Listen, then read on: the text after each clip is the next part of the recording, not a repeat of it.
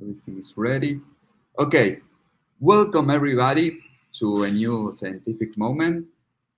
This is a space for talks, especially technical talks regarding all topics we work with.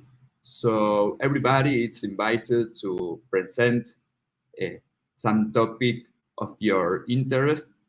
This is an open space, so if you have a proposal for a talk, you can contact us through open Slack that we're going to share the link on the chat.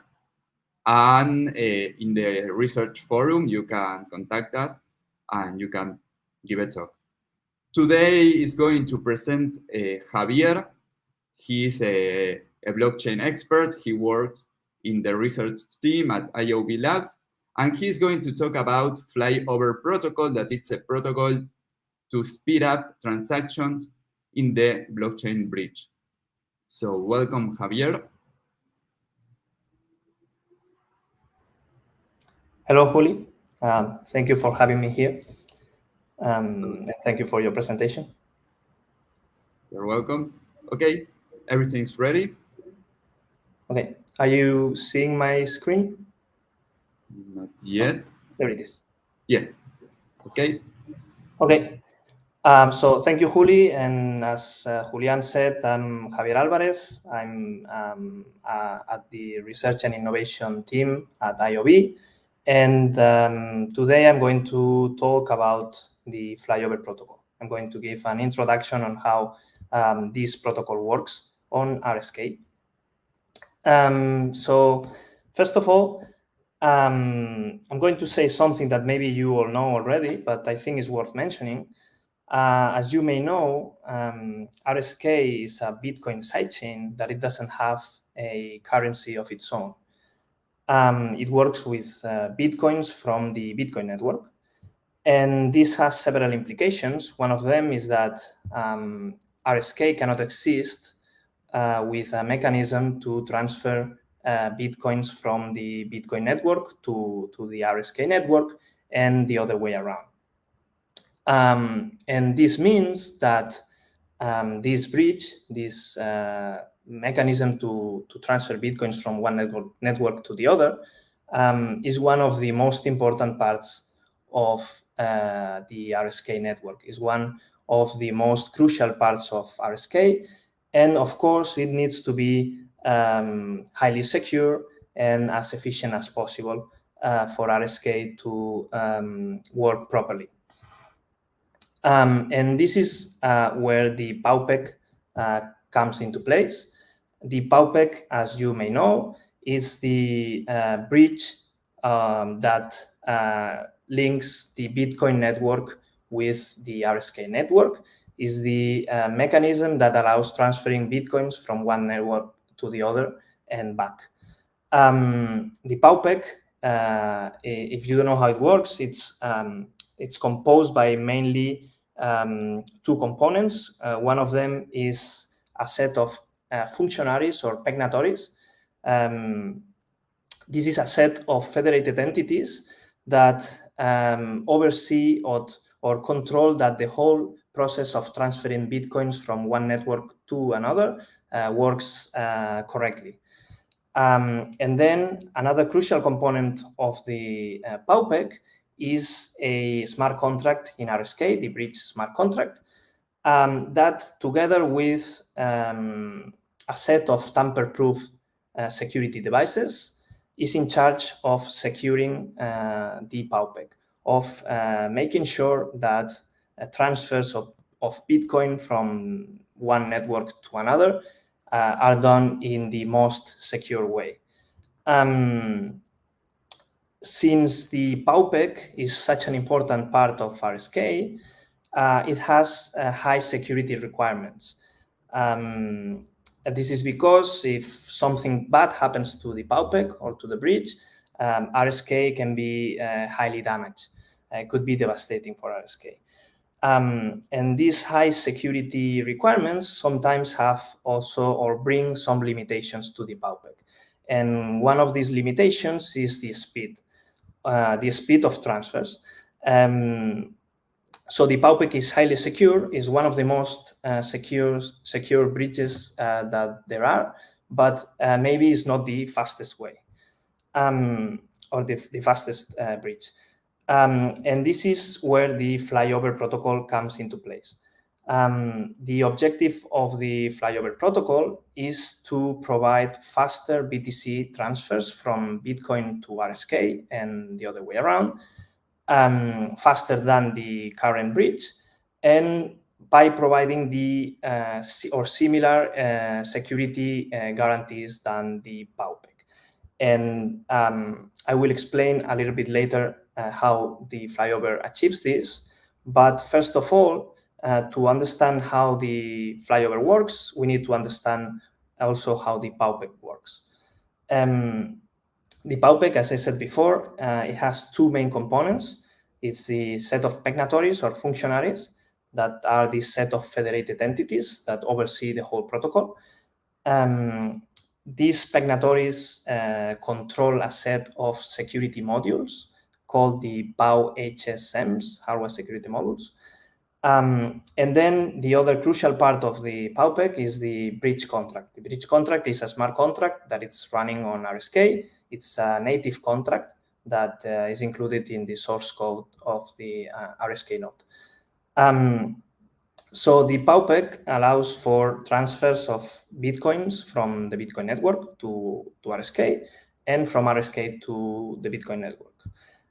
Transfers from the Bitcoin network to RSK are usually called also peg-ins, and transfers from RSK to the Bitcoin network are also called peg-outs. So I'm going to explain the two processes.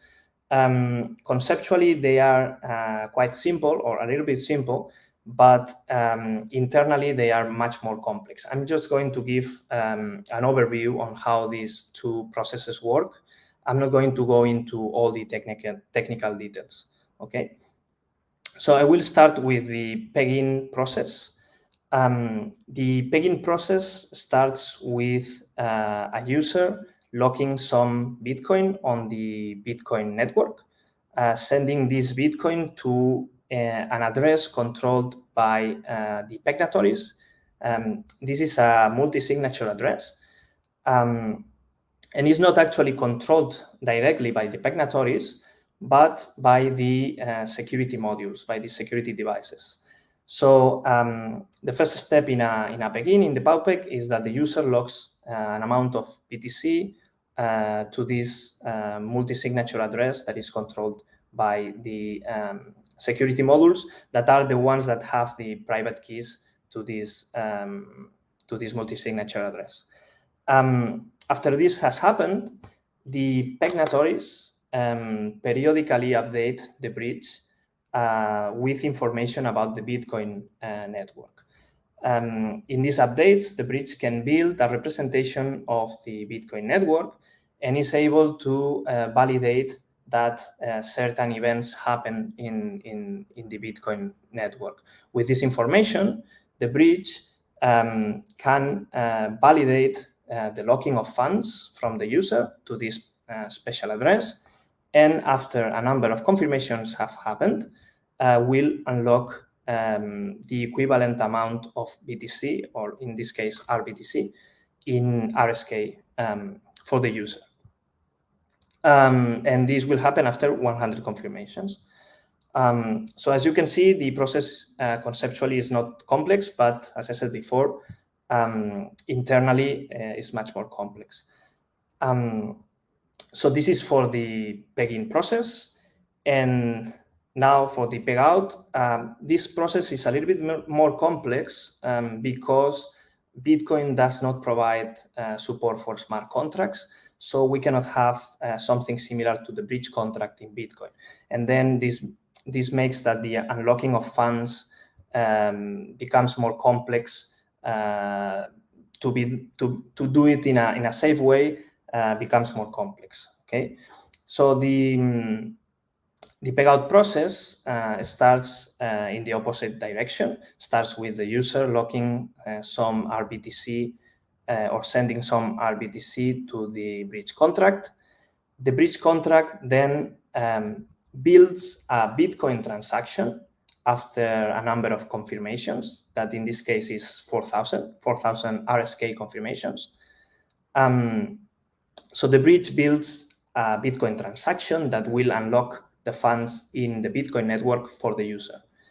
However, this transaction is not signed. And this is where the pegnatories come again. The pegnatories not only inform the bridge, or not only update the bridge with information from the Bitcoin network, but they also poll the bridge for this kind of payout transactions, for transactions that are pending to be processed. So the pegnatories take this Bitcoin transaction that has been generated by the bridge contract and send it or relay it to their security devices. The security devices verify that this transaction exists and that it has a minimum amount of computational work on top of it, so that the required number of confirmations have actually happened, and that the transaction is buried below 4,000 blocks. If this verification succeeds, the pegnatories then take the signature and send it back to the bridge contract. What happens then is once the bridge contract receives a number of signatures, which is right now, it has to be more than half of the number of pegnatories. It can be 51% of the pegnatories. So when the bridge receives this number of signatures, it puts together the Bitcoin transaction with the signatures, and then the pegnatories can take the transaction and send it to the Bitcoin network for it to be mined. And this, what we'll do is to transfer Bitcoins in the Bitcoin network from this multi-signature address to the user. So as you can see, the main difference here is that the unlocking of funds is not controlled by a smart contract, but by these security devices that validate that the payout transaction has enough proof of work to be valid, and then if that happens, the funds are unlocked for the user. So this is the pegging process and the payout process for the PowPeg. And as you can see, it has high security guarantees, but as I said before, it has some limitations in the time. More precisely, peggings require 100 Bitcoin confirmations, which is around 16 hours, and pegouts require 4,000 RSK confirmations, which is around 33 hours. Pegouts require more confirmations because the pegout process is more vulnerable, let's say. And as you can see, these are not very fast transfers. The transfers do not happen really fast, but this is because of security reasons. And this, again, as I said before, is where the Flyover protocol comes into place.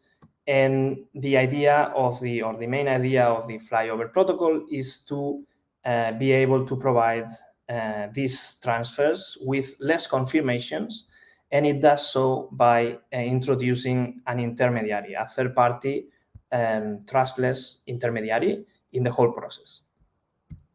And now I will explain how this works, how the Flyover works. I'm going to explain only the pegging process because the pegout process is still work in progress. But basically, the Flyover, it still uses the same set of pegnatories. It still uses the native bridge contract to provide some security guarantees, but it introduces two new elements. One is a smart contract in RSK that we call the liquidity bridge contract. And this contract, what it's going to do is to guarantee that the whole process is again performed with the required security guarantees. And you'll see this in a minute. And And the other element that the flyover introduces is, as I said before, an intermediary. This is what we call the liquidity provider. This is another entity that will advance the funds for the user. So how does the begin work in the flyover? It starts with the user negotiating the conditions for the service with a liquidity provider. Ideally, the user could negotiate with multiple providers and then choose the one that provides a better service, maybe faster service or cheaper service or whatever. In this negotiation, the user and the provider agree on different terms of the service, which include, of course, the amount of value that the user wants to transfer from the Bitcoin network to RSK, and also some time constraints, for example, which apply both to the user and the provider. So both the user and the provider have a limited amount of time to enact the service or to provide the service. And also the user negotiates the number of confirmations required by the liquidity provider to provide the service. And since the liquidity provider will probably have more relaxed security requirements than the PowPeek, this number of confirmation is expected to be lower than 100. So once the user has negotiated this service with the liquidity provider, it will get a signed quote, a signed contract from one provider, and then the user will lock an amount of BTC in Bitcoin to this multi-signature address.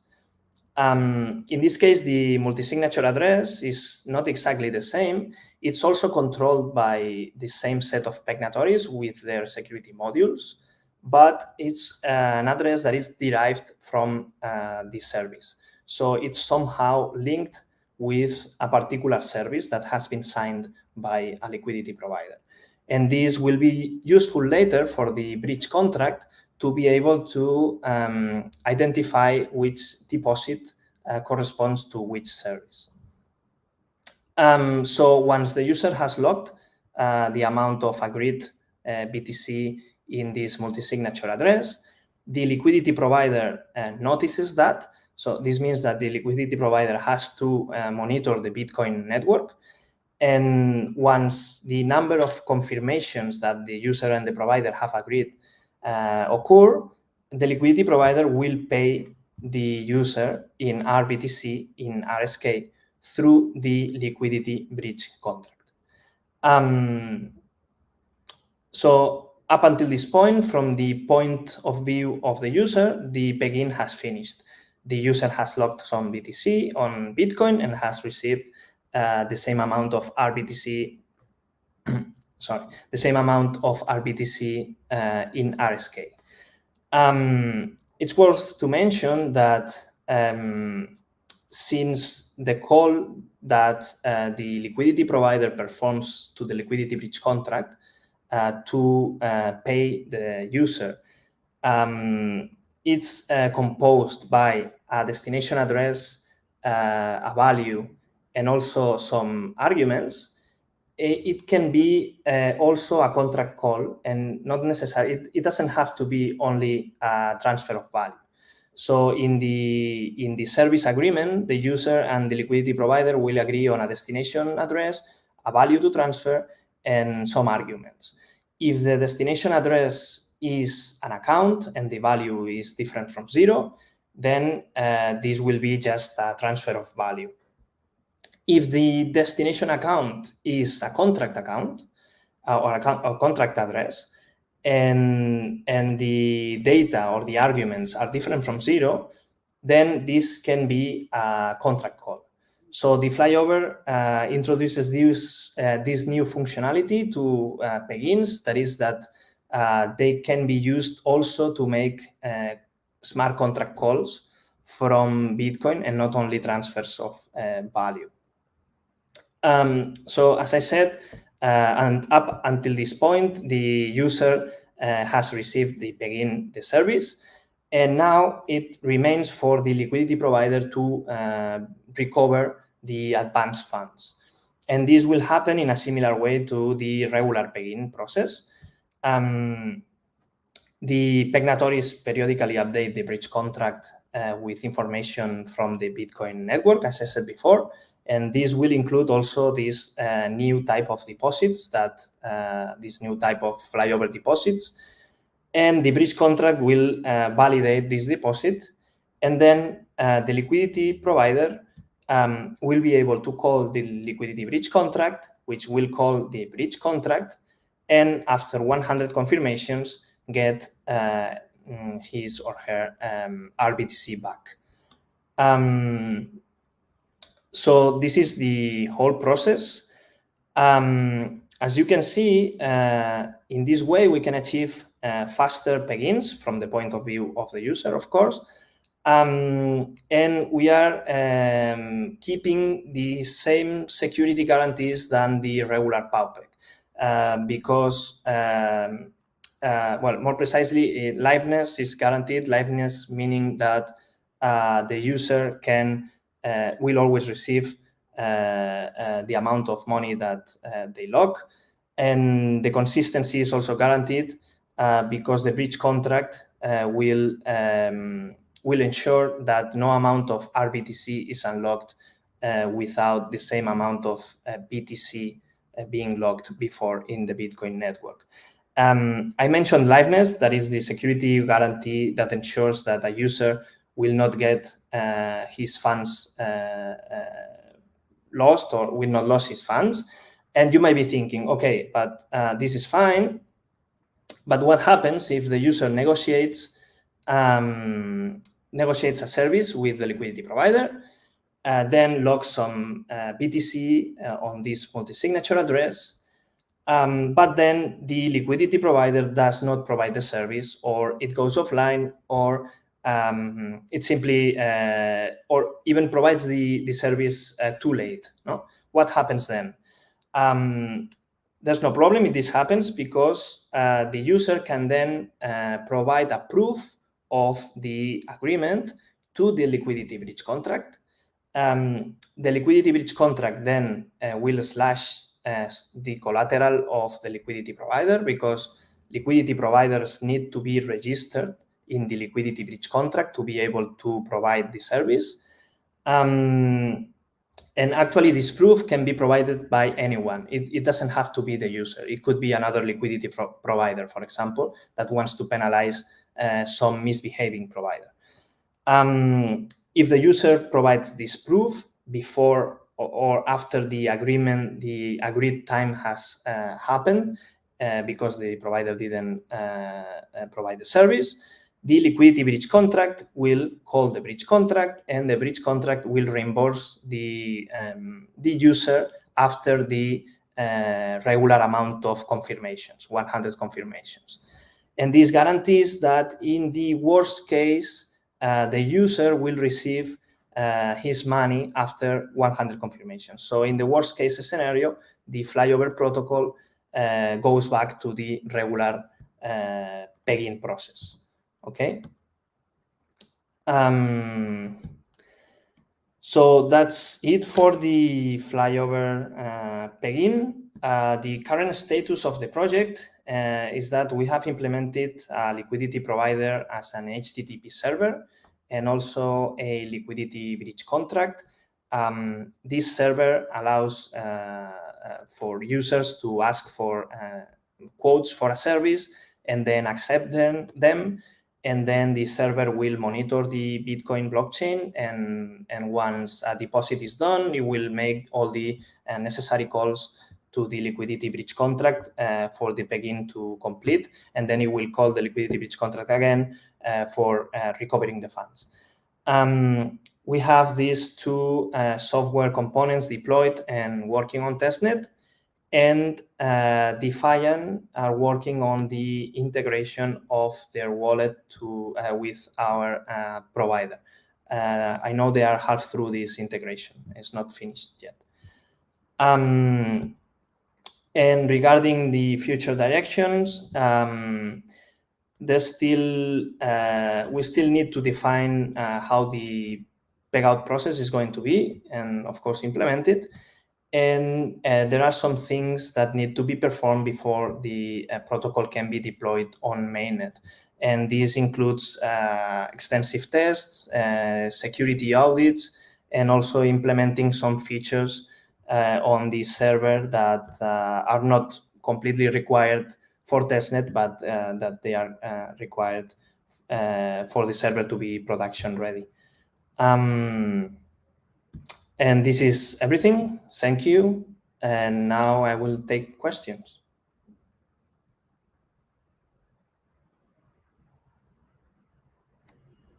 I don't know if Juli is going to zoom. How?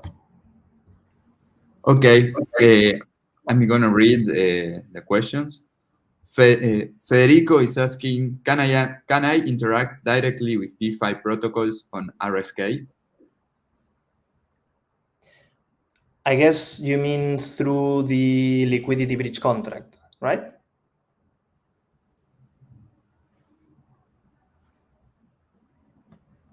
I suppose so. Yeah.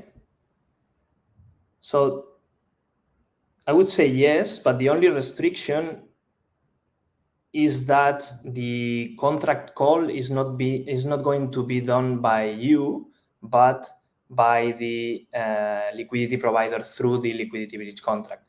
So any contract call that is checking the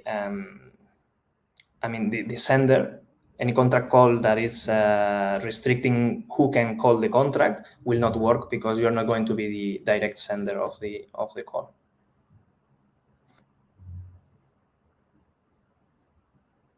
Okay, there is another question. Will it be expensive compared to the regular PowPeek bridge?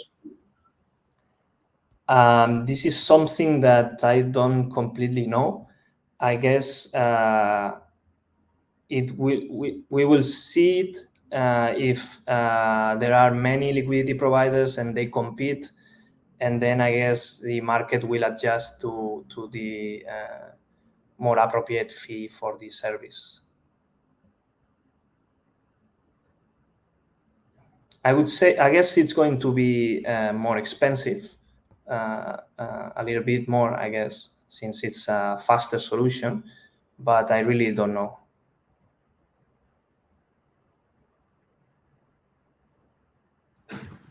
Okay, there is another question. Can you read it on the screen? On comments? Yeah. Okay, yes. Will you enable at some point an easy way for people to become liquidity providers? Yes. So we are building this liquidity provider server as a marketplace, well, not marketplace, but as an endpoint that in the future other people will be able to connect. And so the idea is that we will have this server that provides the functionality to users, and anyone running a small piece of software will be able to connect to the server and provide their liquidity through the server. Of course, this will come at the cost of trusting the server. Not with your private keys, but just with the information that the server is providing to you.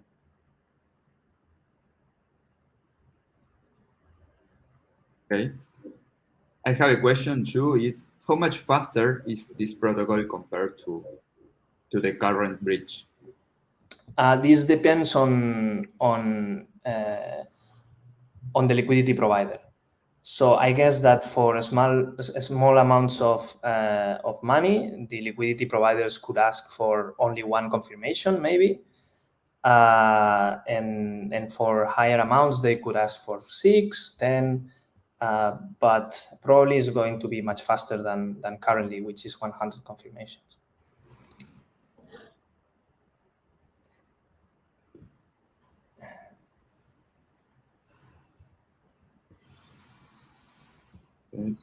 If there is no more question. Okay, so this is the end. Thank you very much, Javi. Oh, sorry. There is another question. You can read it on the comments. Yeah, so gas estimation, it's also, oh, there's another one. Well, I will address Rimon's question first. So gas estimation, it's the gas that the call is going to use is also agreed with the user, and it also goes in the service agreement, and that's the amount of gas that the liquidity provider is going to use when performing the call. And this is something that the liquidity provider has to take into account when computing the service fee. There's another, what kind of proofs does the user provide to the liquidity bridge? They provide the service agreement. It's a quote of the service, and it's signed by the liquidity provider, and that's what the user provides. Since the deposit address is derived from this service agreement, this is enough to prove that the liquidity provider didn't provide the service.